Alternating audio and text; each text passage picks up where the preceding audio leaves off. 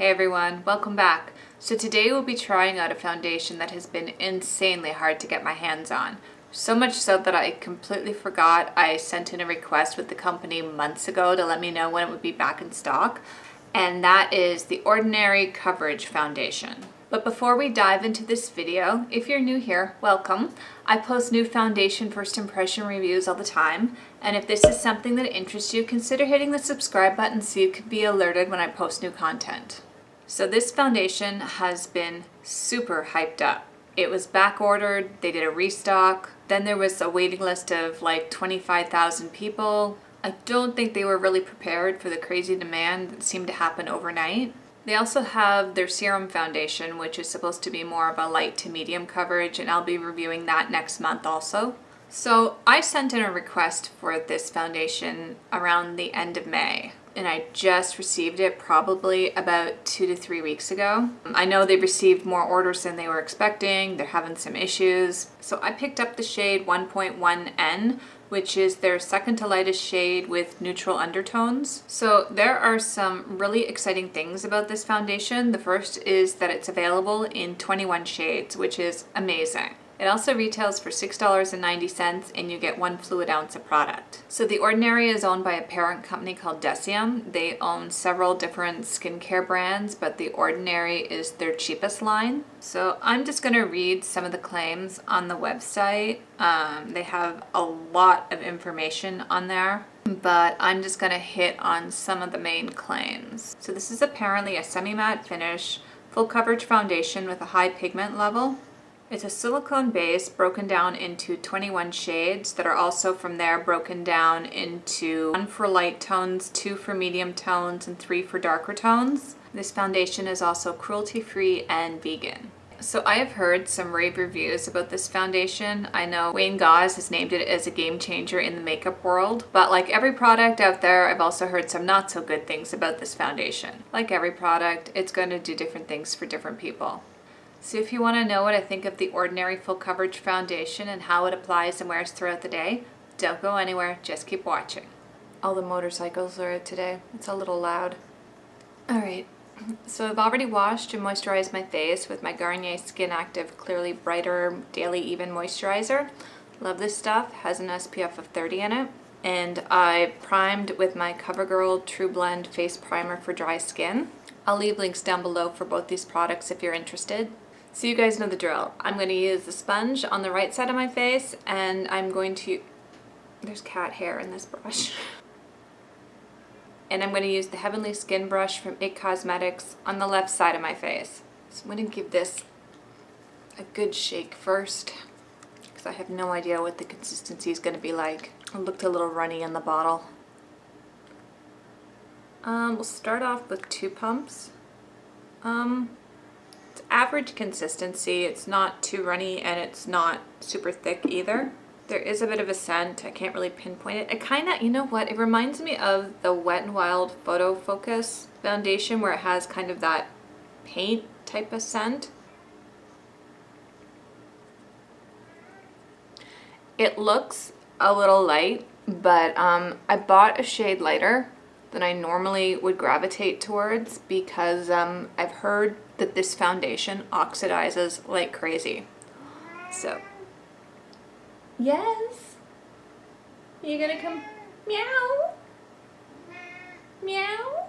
Yeah, it's even now, looking at it, it's already starting to oxidize. So if you're thinking about this foundation, it might be a good idea to shade down. Shade down, does that even make sense? Go 1 shade down from what you normally would. It's already matching my neck perfectly. Whoa, it even oxidized on my hand already. Interesting. I would say with 1 pass of the sponge, it's probably light to medium coverage at best. So I'm gonna try the second half of my face with the brush and see which I prefer. I will say it is blending out rather evenly. So far it is blending out. Ooh, I just got a big blob in my eyebrow. Oh my goodness. I am the clumsiest person ever. So looking at both sides, it applies evenly with both the sponge and the brush for myself, but I think I like the side with the sponge a little bit more. It just seems a little bit more smooth on my face. So I'm gonna just finish up my face with the sponge. So, all right, let's get a look at this. All right, so the consistency of it is very lightweight. I didn't have trouble with either the sponge or the brush.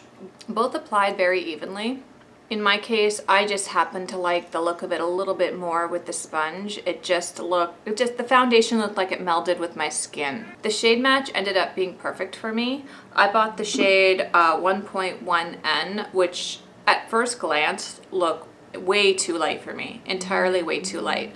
But after watching Taylor's review, she did a swatch test of 5 different shades and they all oxidized ridiculously quickly. So if you're thinking about purchasing this, I would definitely consider going a shade lighter than you normally would choose. So far it's looking okay. None of my pores are being magnified. I don't have any issues with this foundation clinging to any dry patches. It doesn't seem to be settling into any fine lines on my forehead or around my eyes. There's still a little bit of my melasma poking through there, so I wouldn't say this is a full coverage foundation. I would say a medium coverage at best. So this is supposed to be a semi-matte foundation. I would disagree with that. There's a bit of a sheen on my forehead and right under my eyes where the light hits and along my chin. So this definitely is more of a satin finish. I wouldn't say it's a dewy finish, but there is a bit of a sheen to it, which is something to be aware of. But so far it's okay. It feels very comfortable. It doesn't feel too drying. So I'm gonna go put on the rest of my makeup and I will be right back. So the time check is 10 a.m. So far I'm quite happy with how everything is looking. There's no creasing on my forehead and there's no settling into any fine lines and there's no accentuation of any texture on my face. My only real complaint is my chin tends to be a problem area for me as far as dryness is concerned, and there's a teeny tiny little bit of dryness. But other than that, I'm really liking how everything is looking so far. Just something to be aware of. I think this oxidized again because it does seem to be a little bit darker than my neck. So definitely go a shade or 2 lighter than what you think you might need if you're thinking about purchasing this foundation, because if I went any darker than this, it would just be completely unwearable for me.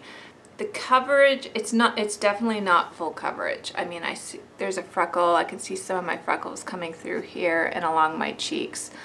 Other than that, I'm quite pleased with how everything is. Do you have to sharpen your claws now, my love?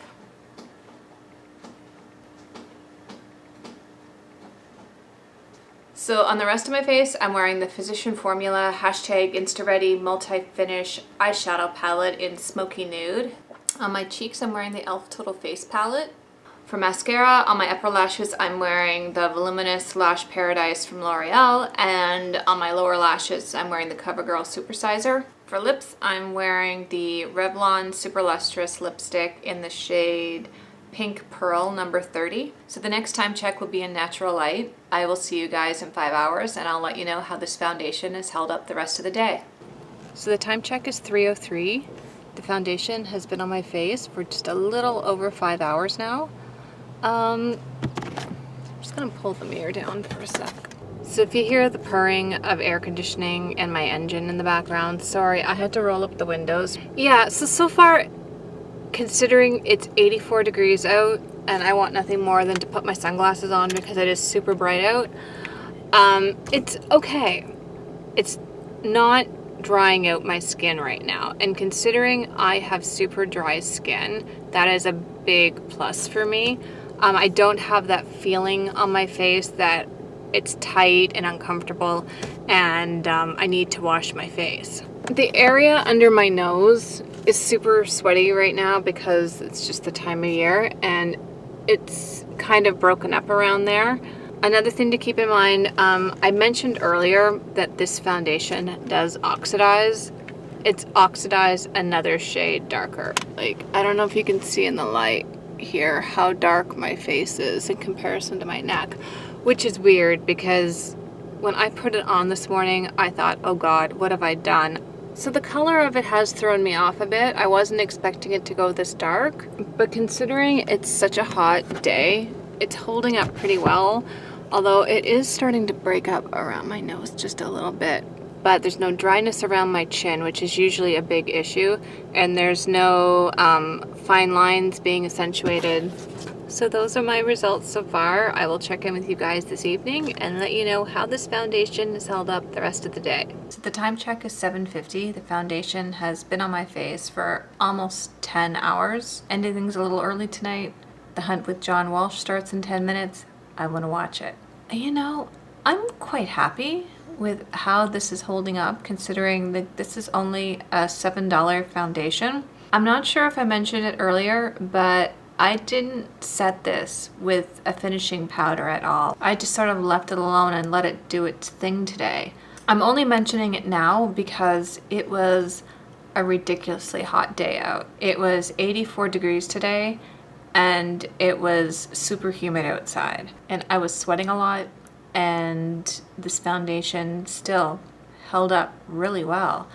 The only area that seems to be completely worn away, I don't want to get too uncomfortably close to the camera, but like right under my nose area here is kind of worn off. I was concerned about my chin area because that seems to be my problem area as far as dryness. I didn't seem to have an issue with that at all today. I'm a little shinier than normal, like my forehead, nose, and my chin and my cheeks area are just a little dewier and shinier than I normally would be this time of night.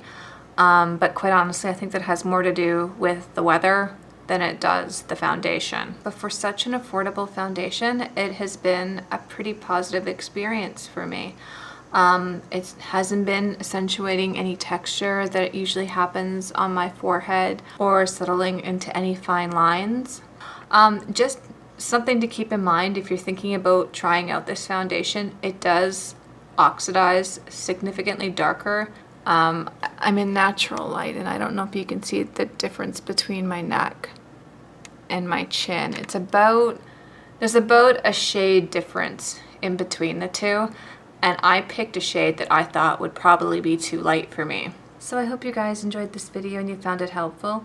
If you did, please give it a thumbs up so I know, or consider hitting the subscribe button so you can be alerted when I post new content. Thank you so much for watching, and I will see you next time. Bye!